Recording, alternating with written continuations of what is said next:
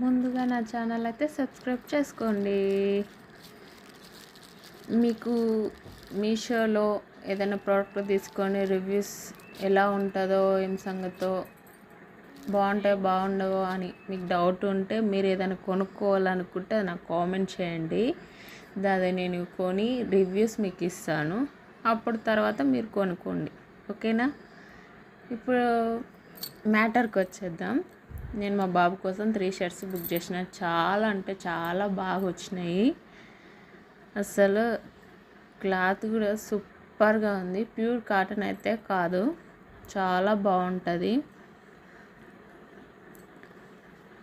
3 colours వచ్చినాయి.